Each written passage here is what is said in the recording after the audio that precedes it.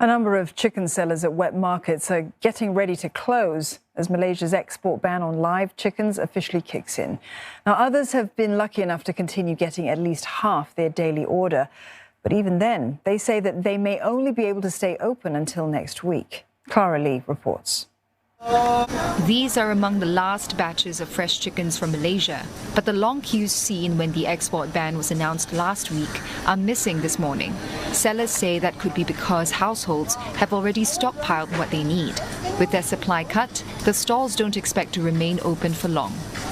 This chicken seller, for example, was only able to get their hands on half the order they usually do, and that's simply because their suppliers didn't have enough to go around. On the other hand, this stall is actually having its last day. It will be taking a month-long break tomorrow or until the ban is lifted, whichever comes first. For it, selling frozen chicken isn't an option. 做完今天就会停止了，明天就开始停了，没有卖，因为冷冻机 多多少少的人都不会比较少吃啊，因为味道不一样。So when will you start taking the break? For next week, for the whole week. Then we come back again on the following week. Yeah. If no fresh, we'll go for the frozen to temporarily go to maintain the freezer. One chicken seller is hoping that his vacuum-packed chilled chicken will help him hold out for longer. Most probably we still got enough stock for our customer, so it won't be a problem about maybe another 2 months' time. Over at the food centre, reactions have been mixed among chicken rice sellers on whether they will remain open. I don't know when Malaysia will lift up the ban, so probably we'll take a rest first. 看情形咯，还没有决定啦，到时候才打算。 There is still an ample supply for us, I think, until around this 1 or 2 weeks. So after that, I think will be frozen chicken.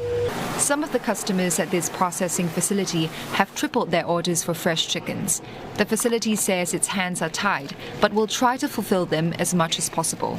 We are actually targeting on maybe about 20-30% increase for them so that everyone will have a fair share of the supplies and not anyone will be left out because of the ban itself.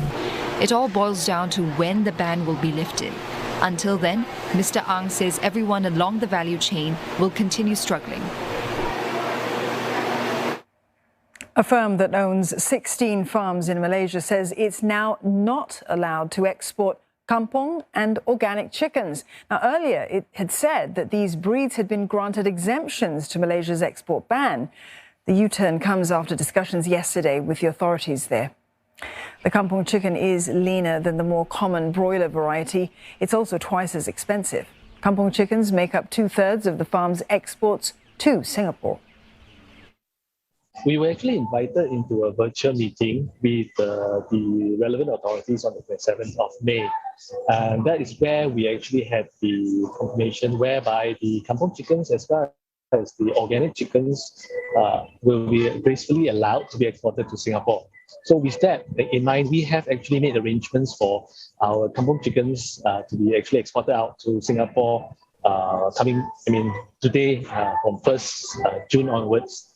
Unfortunately, with utmost regret, we received a new notification on the latest updates yesterday, which was 31st of May, that all birds, or rather all live chickens, are actually banned from the export itself, which includes the kampung chickens as well as the organic chickens. Mr. Ang will arrange for the kampung chickens to be sold in Malaysia. He hopes authorities will review this decision.